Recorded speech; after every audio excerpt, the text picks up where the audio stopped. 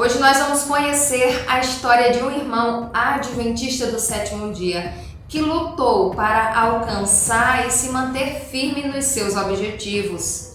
Porém, no meio do percurso, no meio do caminho, ele decidiu parar e desistir de tudo. O interessante é que foi exatamente nesse momento que Deus entrou em ação e tudo começou a mudar. Eu tenho certeza que o vídeo de hoje vai impressionar e encher o teu coração de esperança. Eu sou a Leila e já convido você a deixar o seu like aqui embaixo nesse vídeo para que esse testemunho alcance muitas vidas. Aproveita e compartilhe esse conteúdo nas suas redes sociais e listas de contatos. Combinado? Recados dados. Bora pro vídeo! Você já leu a Bíblia de capa a capa? Eu já li algumas vezes e nunca encontrei ali nenhuma declaração de Jesus dizendo que a caminhada cristã seria fácil. Muito pelo contrário, nós sabemos que o que Jesus declarou foi o seguinte: ele disse: "No mundo tereis aflição, mas tende bom ânimo, porque eu venci o mundo." Então, quando a gente olha para as adversidades na vida cristã, as dificuldades que nós precisamos enfrentar e pensamos nessa palavra de Cristo dizendo: "Tem de bom ânimo, porque eu venci o mundo." E a gente fica pensando, né, como ter bom ânimo diante de tantas coisas difíceis que nós enfrentamos, né? Eu tô gravando esse vídeo aqui no domingo, dia 10 de novembro. E na última sexta-feira, dia 8 de novembro, eu passei por uma situação e me veio à mente esse verso, né? Eu fui para o banco, todos os dias eu vou para alguns bancos na parte da manhã, e eu cheguei em um determinado banco e por ser começo de mês ali, tinha muita gente, muito aposentado, o banco lotado. E eu entrei ali carregando comigo 2 aparelhos celulares, aqui ó. Um é de trabalho, o outro é pessoal, tá? Então eu entrei no banco, utilizei ali os caixas eletrônicos que ficam na área externa do banco, né? Tem a área interna, que é o de atendimento ali, e eu fui somente para os caixas, que era onde tinha a maior quantidade de gente, né? Ali. Utilizei o caixa, fiz o que eu tinha de fazer, só que cada caixa fica numa cabine, né? E eu deixei os 2 aparelhos em cima da cabine, acima um pouco da máquina, né? Do computador da máquina. E fui embora para casa, isso era cerca de 10 e alguma coisa da manhã, 10h20 por aí. E aí, saindo do banco, a cidade com muito trânsito, eu fui até uma livraria e lá fui comprar algumas coisas. Resolvi algumas coisas ali no centro, voltei para casa. No caso, eu não vim para minha casa, eu fui até a casa da minha sogra, dar as medicações dela, voltei para casa. Quando eu cheguei em casa, era 10h30, 10h40, desculpa, 11h30, 11h40 por aí, estourando 11h40. Fui tirar minhas coisas da bolsa e percebi que os 2 telefones não estavam. E aí eu comecei a tirar tudo rapidamente, eu só conseguia dizer assim: "Não, meu Deus, não, eu não acredito, eu não acredito." Era só o que eu falava, né? Eu não acredito, eu não acredito. Tirei tudo da bolsa, não sei se você já passou por isso, mas é desesperador. E aí, peguei minha bolsa de volta, desci as escadas correndo, peguei minha moto e saí da minha casa voada. Eu saí voada daqui, que eu acho que eu não sei nem quantos minutos eu gastei para chegar no centro. E eu só não cheguei mais rápido por conta dos sinais e do trânsito que estava uma loucura. E no percurso, gente, eu saí de casa chorando. E meu marido até disse assim, depois que eu contei para ele o que tinha acontecido, meu marido disse assim: "Mas precisava você chorar por causa disso?" E eu disse a ele: "Precisa sim, claro, porque eu estava nervosa e eu externei esse nervosismo através do choro." Para quem me conhece sabe que eu sou muito emotiva. Tanto eu sou fácil de rir, como também sou fácil de chorar. E no caminho, até chegar ao banco, eu chorando, muito triste por aquilo tá acontecendo comigo. E eu fiz uma oração a Deus. A única oração que eu fiz durante todo o percurso foi essa. Na minha oração eu dizia o seguinte: Senhor, me honra nessa hora. Eu sei que eu não mereço nada, Senhor. Eu sei que eu não mereço esse milagre. Mas eu te peço que, em nome de Jesus, a pessoa que viu os meus aparelhos em cima daquela máquina, que a pessoa que pegou os meus telefones, meu Deus, essa pessoa tenha a mesma atitude que eu teria. Foi essa a minha oração, sabe? E assim, é meu esposo dizendo assim: por que você ficou tão emotiva? Por que você chorou? Gente, só quem trabalha e luta sabe a dificuldade que é para conseguir os bens materiais, né? E não era só pelo valor material, mas era o que tem nos telefones, né? Tem minhas fotos pessoais, meus vídeos, aplicativos de banco, coisas de trabalho, muita coisa eu ia perder. Então, a minha maior preocupação, além do valor material, era do valor emocional também que eu tenho nos aparelhos, do que eu tenho guardado neles. E eu tenho amor pelas coisas que Deus coloca nas minhas mãos, né? Nós devemos ser fiéis a Deus nos 4 T's. Tem pessoas que acham que a gente só deve ser fiel nos dízimos e ofertas, né? Que no caso é o tesouro. Mas nós temos que ser fiéis no talento, com o nosso templo, com o nosso tesouro, com o nosso tempo. São os 4 T's, né? Então eu tenho amor por tudo aquilo que Deus confia a mim e coloca nas minhas mãos. Eu fui fazendo essa oração até lá e chorando. Quando entrei no banco, ao olhar para a máquina, obviamente, os telefones não estavam mais lá. O banco já não estava mais tão cheio como estava quando eu cheguei a primeira vez. E eu falei com um dos seguranças que trabalham lá. Como eu tô lá todos os dias, faz aquela amizade, você acaba conhecendo as pessoas, né? E eu perguntei para ele: olha, eu deixei 2 telefones aqui em cima no caixa.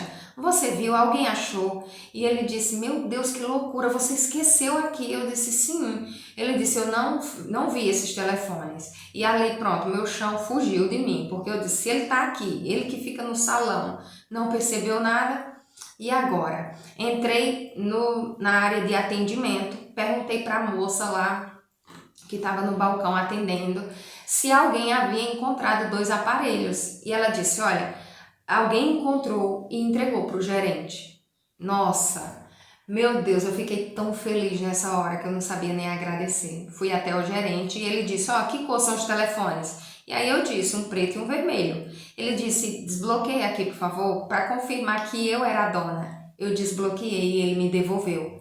E eu disse na frente dele: meu Deus, obrigada, Senhor. Aí o gerente falou assim: nossa, você teve sorte, hein?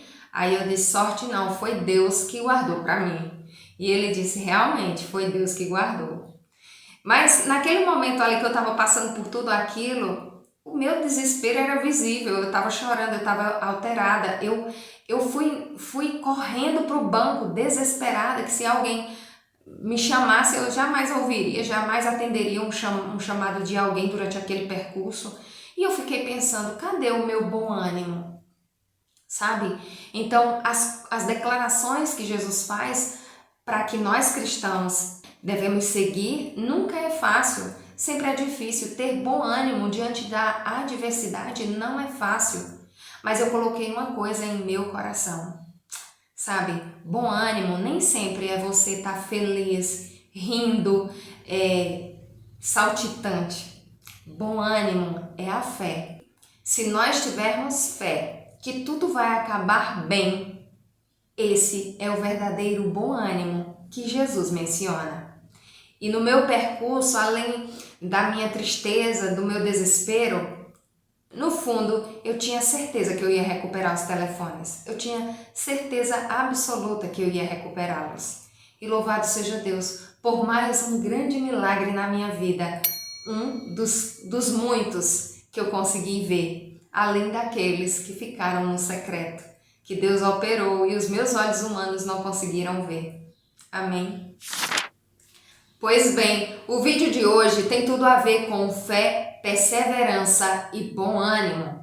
O testemunho de hoje vem lá de Salvador, no estado da Bahia, e tem como protagonista o senhor Nartson Portugal. um adventista do sétimo dia, que quando pensou em desistir, a mão de Deus entrou em ação e tudo começou a mudar. O irmão Narkson trabalhava como professor substituto há 3 anos na Escola de Belas Artes da Universidade Federal da Bahia e ele estava satisfeito com o seu trabalho, porém o que ele queria mesmo era se tornar um professor efetivo para ter ali uma estabilidade profissional e também financeira. Foi aí que surgiu a oportunidade dele participar de um concurso público, oferecendo ali apenas 2 vagas para a área que ele queria, que seria professor de desenho artístico. Quando esse edital do concurso saiu, o Narkson percebeu que algumas das etapas de provas seriam efetuadas aos sábados. Isso entristeceu demais o coração do Narkson, com certeza. E ele decidiu então procurar o coordenador responsável pelo curso. Ele procurou aquele homem e esboçou ali todos os seus argumentos, não é? Ele disse: olha só, eu preciso que as provas do sábado sejam aplicadas para mim durante a semana, porque eu não consigo efetuar nenhum trabalho acadêmico nas horas do sábado, porque essas horas são sagradas. Eu as uso unicamente para Deus. O coordenador então tentou os seus próprios argumentos. Chegou até a dizer que o Narkson seria um louco se abrisse mão daquela oportunidade. O Narkson então saiu dali sem uma resposta positiva. Pelo contrário, o coordenador disse para ele que as etapas de provas permaneceriam sendo realizadas também aos sábados. Chegando em casa, o Narkson, muito triste, falou com sua esposa dizendo que havia desistido daquele propósito, daquele sonho de se tornar um professor efetivo, porque ele não iria desobedecer a Deus. A sua esposa então ouviu o desabafo dele e a sua filha, ao descobrir o que estava acontecendo, foi usada por Deus, porque todas as palavras que ela falou para aquele homem vieram do coração de Deus. E foi uma injeção de ânimo, de força no Narkson, para fazer ele retomar e tentar tudo de novo. E eu espero que as palavras que ela falou, assim como impressionaram o meu coração, também impressionem o teu. A filha do Narkson entrou no quarto e perguntou: pai, por que o senhor desistiu do concurso? E ele disse: filha, não adianta eu participar das etapas de prova, que são durante a semana, sabendo que no sábado eu não vou comparecer e por isso serei reprovado. A filha, sendo inspirada ali pelo Espírito Santo de Deus, disse o seguinte: pai, vá, faça as provas durante a semana, esqueça o sábado, deixe o sábado com Deus.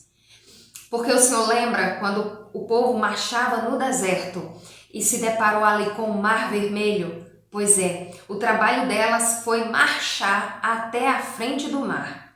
Chegando ali, elas deixaram a maior parte, a parte mais difícil, com Deus. E ali Deus abriu o mar para que elas pudessem passar.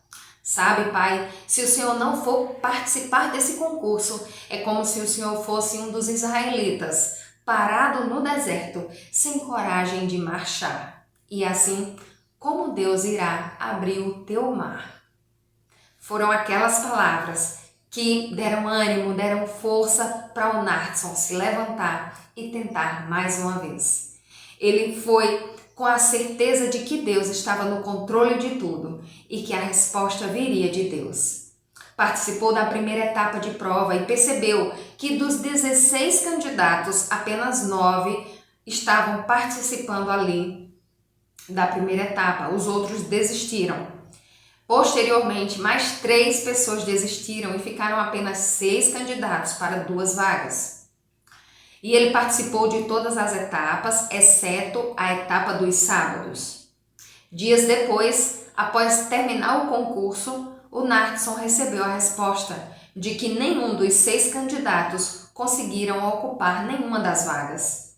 O concurso precisaria ser refeito. A fé do Nardson nunca mais caiu por terra, porque ele sabia que Deus estava naquele negócio e fazia parte dos planos de Deus aquela situação toda que estava acontecendo na vida dele. Cerca de 2 anos depois, o edital foi reaberto, foi reaplicado, e ele percebeu que, ao contrário do primeiro edital, do primeiro concurso, haviam ali algumas coisas diferentes. A primeira delas é que, apesar de no primeiro ter 2 vagas e não ter sido preenchida nenhuma, no segundo edital só havia uma vaga, era apenas uma vaga ali para ser concorrida. A segunda coisa que modificou no segundo edital foi que as etapas de prova somente seriam realizadas durante a semana e não mais aos sábados. Louvado seja Deus por isso, porque Deus entrou em ação, falando com aquele homem através de sua filha e também modificando toda a situação para que o Nardson fosse de fato exaltado. E diante de tantos candidatos que ocorreu no segundo edital, apenas uma vaga, e o Nardson ocupou essa vaga com a ajuda de Deus e sua perseverança e o seu bom ânimo, com a certeza de que Deus estava no controle de tudo e permanece nesse mesmo local. Sabe, muitas vezes nós olhamos para uma situação e não conseguimos enxergar para ela uma saída, mas Deus, que é o dono do ouro e da prata, o Criador de todas as coisas, o nosso Deus, é capaz de realizar qualquer milagre. Aquilo que para você parece impossível, tenha bom ânimo, tenha fé, porque Deus pode sim realizar. E é a nossa fé que move a mão de Deus a realizar cada detalhe, cada milagre da nossa vida. Eu creio, e você crê? Qual o mar vermelho que tem estado diante dos teus olhos? Independente de qual seja, saiba que Deus tem todo o poder para abri-lo e fazer você passar. Amém? Alcance outras vidas através desse testemunho. Compartilhe nas suas redes sociais, listas de contatos. Narre ele, conte ele por aí para os seus amigos, para que eles também sejam abençoados. Que Deus abençoe a tua vida, a tua casa e o teu ministério. E até o próximo testemunho, se assim Deus nos permitir. Amém.